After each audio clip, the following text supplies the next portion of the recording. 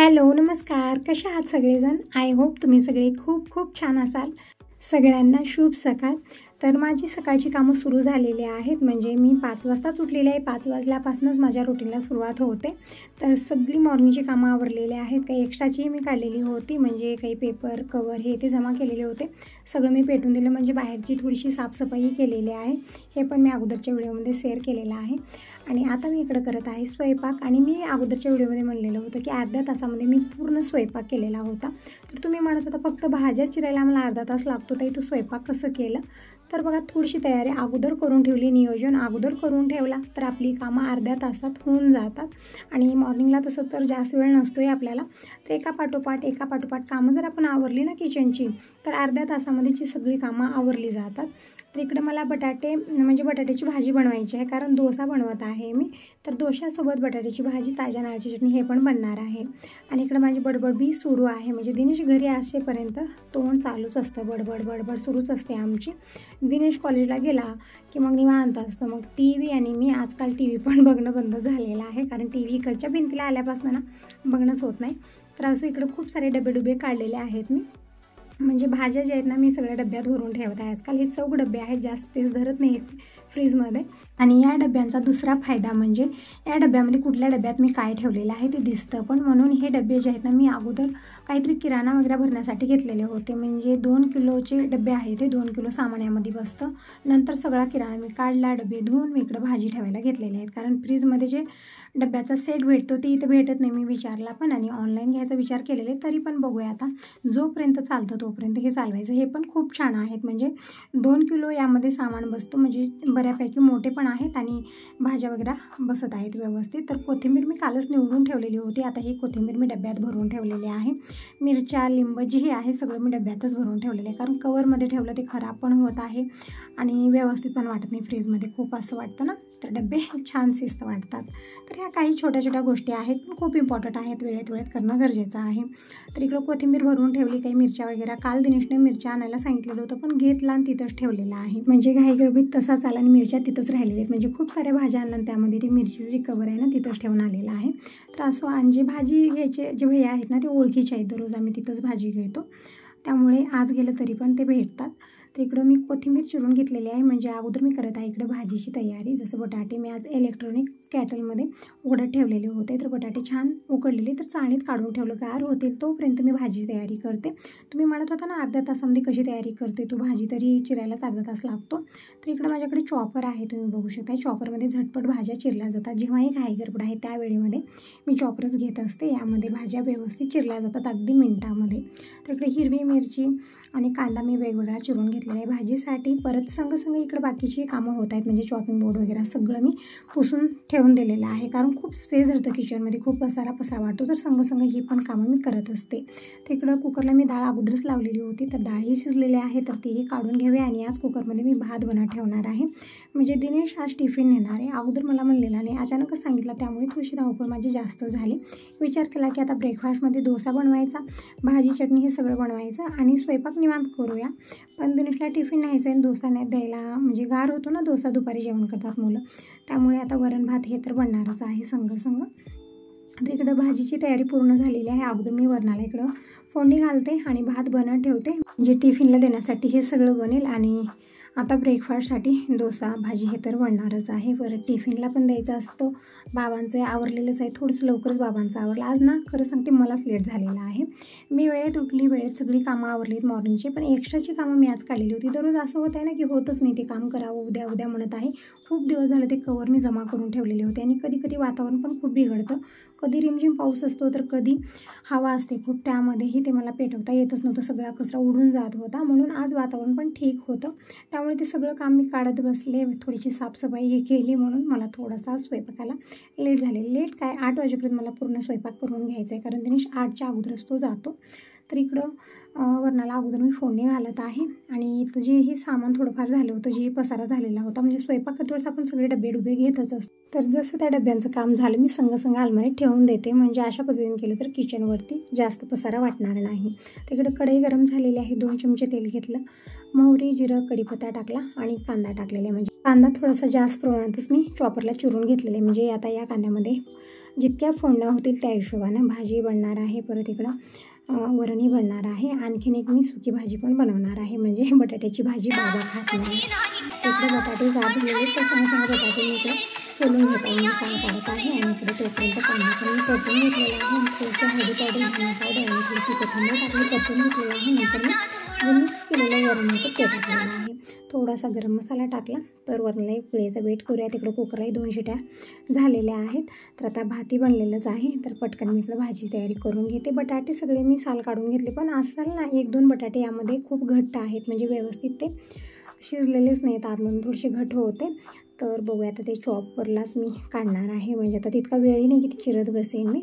तर इकडं कढई ठेवलेली आहे गॅसवरती. 2 चमचे तेल घेतलेलं आहे. मोहरी जिरं टाकलं आणि हिरवी मिरची आणि लसूण मी चॉपरलाच बारीक चिरून घेतलेलं आहे. आता हे सगळं चिरलेलं यामध्ये टाकूया आणि परतून घेऊया. खूप छान टेस्टी भाजी बनते हे. आणि अद्रक लसणाची पेस्ट पण मी आणलेली आहे, पण ते कसं जास्त प्रमाणात पाणी आहे त्यामध्ये, खूप ओढत आहे, त्यामुळे आजकाल ह्यामध्ये टाकणं मी बंदच केलेलं आहे. लसूणच मी वाटून टाकत असते. इकडे लसूण आणि हिरवी मिरची मी परतून घेतली. नंतर टाकलेला आहे खूप सारा कांदा, म्हणजे या बटाट्याच्या भाजीला कांदा थोडासा जास्त टाकला भाजी खूप छान बनते. आणि इकडं खूप सारी कोथिंबीर मी चिरून घेतलेली आहे, म्हणजे दिनेशनं खूप मोठी पेंडी आणलेली होती कोथिंबीरीची. म्हणजे आजकाल मार्केटमध्ये ना खूप छान ताजी कोथिंबीर येत आहे. म्हणजे 10 रुपयाला ती पेंडी दिलेली होती असं म्हणत होता, खूप जास्त होती. तर मी ते रात्रीच निवडून ठेवलेली होती. म्हणजे आता कोथिंबीर छान भेटत आहे आणि कमी पैशात जास्त पण भेटत आहे. अशा वेळेमध्ये कोथिंबीरीचं जितकं बनवलं तितकं, म्हणजे भाजी तर आपण बनवू शकत नाही. म्हणजे मला ही गोष्ट दिनेशच्या बोलण्यावरून आठवली, म्हणून मी शेअर केलं. दिनेश म्हणत होता रात्री जेव्हा ती कोथिंबीरीची पेंडी आणलेला, मी म्हणली इतकी मोठी आणलास ते राहत नाही, खराब होते, तर त्यामधला अर्ध घेऊन यायचं. तर नाही मम्मी त्याची तू भाजी बनव. म्हणजे त्याला माहितीच नाही की त्याची भाजी बनते का नाही हे माहिती नाही, फक्त आपण ती फोडणीमध्ये टाकत असतो. पण नाही त्याला का माहिती, जसं आपण मेथीची भाजी, शेपूची भाजी घेतो, पालक घेतो, तशा पद्धतीने कोथिंबीरीची भाजी होती असं तो म्हणत होता.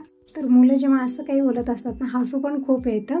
तर इकडं मसाला तयार झालेला आहे. नंतर मी सुके मसाले टाकले त्यामध्ये, जसं हळदी पावडर, धना पावडर, थोडासा गरम मसाला टाकलेला आहे आणि चवीपुरतं मीठ टाकलेलं आहे. जे बटाटे उकडलेले ते मॅश करून टाकले, पण काही बटाटे यामधले मॅश होत नव्हते. जसं मी तुम्हाला म्हणलं, काही बटाटे यामधले व्यवस्थित उकडलेलेच नाहीत, म्हणजे सगळे उकडले, फक्त 1-2 बटाटा ना व्यवस्थित उकडलेला नव्हता. तर नंतर काय केलं मी, ते चॉपरला 1-2 भाग केले आणि थोडंसं मी फिरवून घेतलं, तर व्यवस्थित ते चिरलेलं होतं.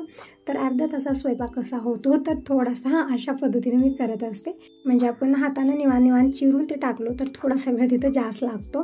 तर मी इकडे चॉपरचा यूज करत आहे, म्हणून आजकाल स्वयंपाक अर्ध्या तासातच बनवून तयार होत आहे. तर इकडे बटाट्याची भाजी बनवून तयार झालेली आहे. बिलकुल थोडंसं मी पाणी टाकलेलं, बिलकुल अर्ध कप पाणी टाकलेलं आहे आणि वरून थोडीशी कोथिंबीर टाकली, परतून घेतला आणि कमी गॅसवरती थोडा वेळ मी झाकून ठेवलेला आहे. तर बटाट्याची भाजी बनवून तयार झालेली आहे. आणि इकडे वरण भाती बनलेला आहे.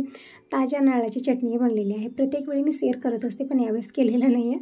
ताज्या नारळाची चटणी बनवण्याची पद्धत एकदम सोपी आहे. कमी वेळात झटपट ही चटणी बनवून तयार होते आणि खाण्यासाठी खूपच टेस्टी आणि चविष्ट बनते.